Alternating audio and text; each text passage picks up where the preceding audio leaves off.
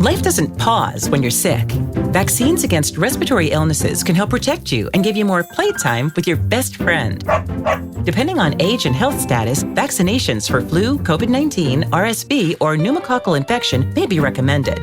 Vaccines can help keep you from having a rough time. Learn more at cveep.org/vaccines-protect.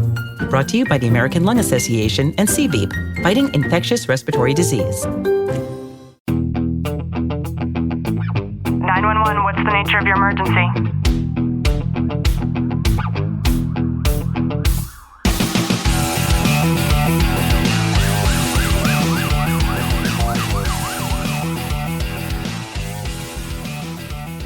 Welcome back to the Tactical Living Podcast. I'm your host, Ashley Wilton, joined by Sergeant Wilton. Clint, how are you? I'm good. You know, lately I've been noticing a lot of people, in particular those who are retired, who have these adrenaline-driven habits and hobbies.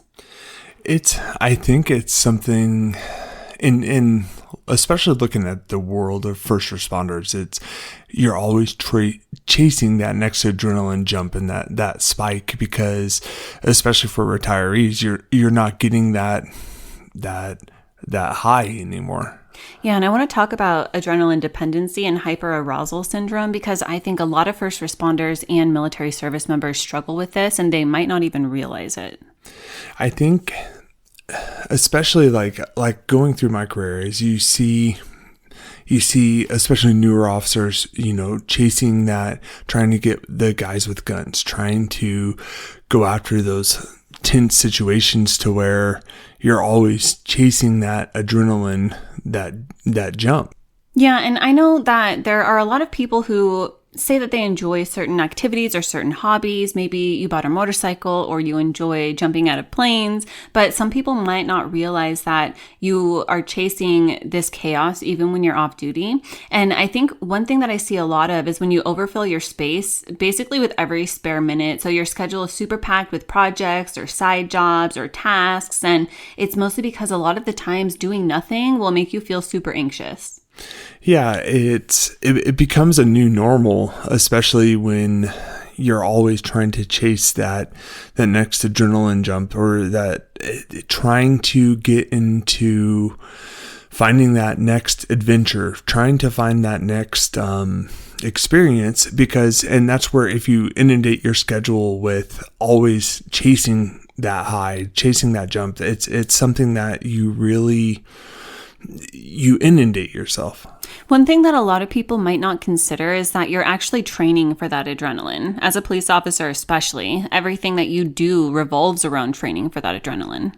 And it's something funny, like I look back to my, first hot calls that I ever had gone to where you start seeing, like, you have your body's response to it, to where you're amped up, you're overly anxious, you're like dialed in, and you start getting the minimal handshakes or the tunnel vision, whatever it may be.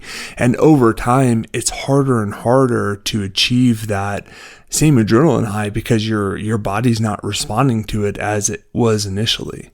I'm thinking of one person in particular, and we talk a lot, and there have been times where I've had to point things out and ask, are you trying to start an argument? And this isn't a very playful way, but sometimes you might not realize that if this is you and you have that chaos chasing even off duty, you might crave argument or intensity, and it might unintentionally create conflict within the lives of the people that you're around as well. And I think that a lot of people do this because those high stress situations make that type of behavior feel normal.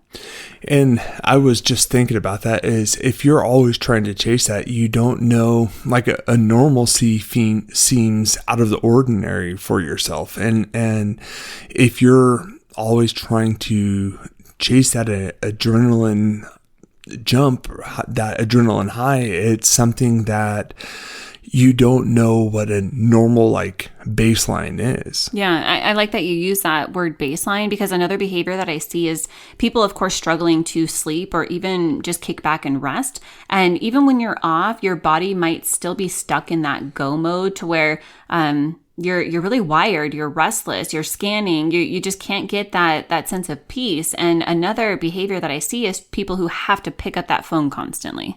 Yeah, always chasing those dopamine hits and always trying to find that outlet to where you're able to, because like I just said, it's that having that normalcy of trying to chase that next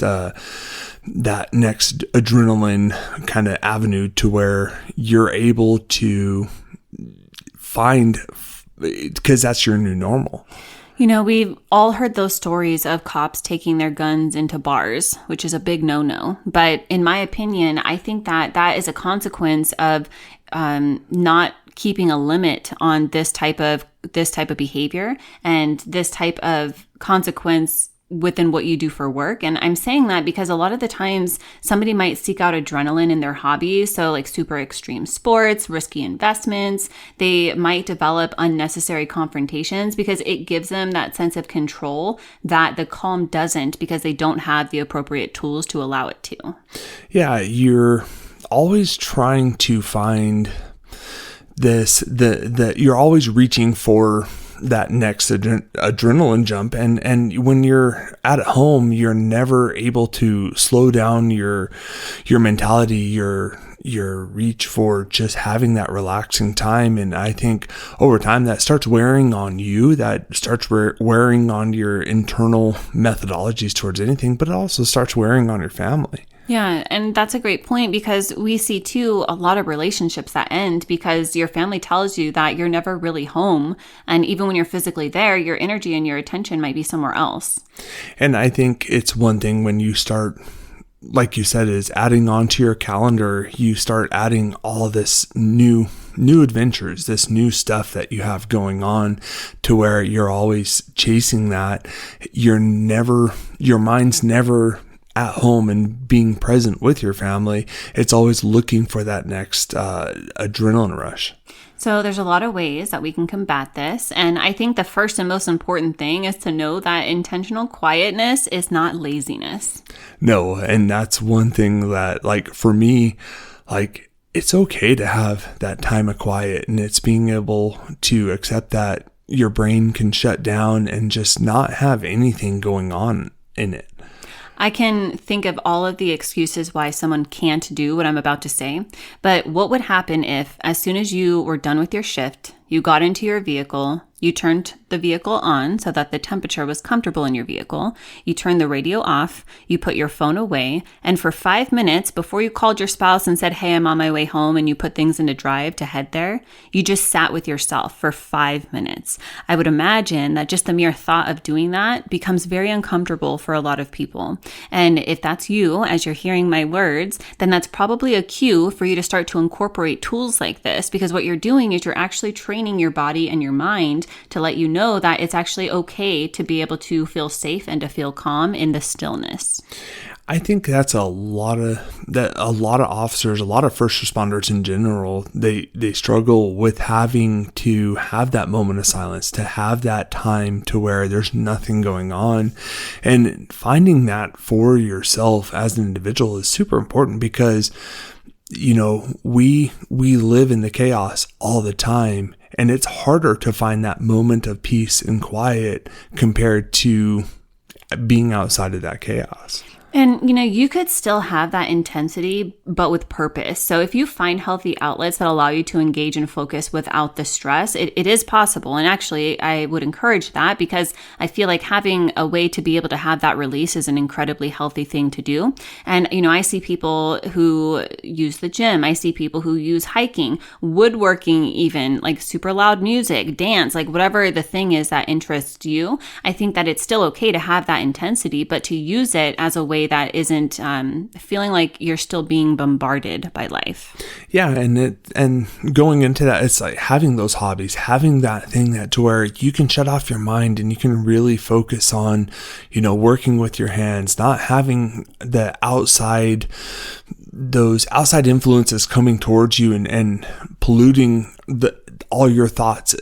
Because like for me, like I use coffee roasting as an example. Like when I was really roasting coffee, like you have to pay attention to the beans. You have to listen for the cracks. You have to use your senses to be able to really hone in the flavor profiles that you're looking for. I think it's also important to identify your particular adrenaline triggers. So what is it that keeps your system on duty? You and I just had a discussion, work related, and you set a boundary and you said, well, Ash, today we're going to go out and do the things that we need to do today. And so I didn't want to do that work thing. And so that was you identifying that this is going to put me back into work mode. And you had a really daunting long weekend, working as much overtime as you did. And so that was you probably didn't realize it, but identifying like that was a work trigger. Yeah, no, you're absolutely right. It was something that like I didn't recognize. It just was like my brain was made up of, no, this is the day that you and I are going to be together and have that time together I want to respect that time, not only for myself, but for you, to where I'm not opening the door to those outside influences and it's just me and you time. I hope you've gotten some value out of today's episode. If you have, do us a favor, drop a review, subscribe down below, and as always, know that I'm sending you a long, tight hug from my home to yours.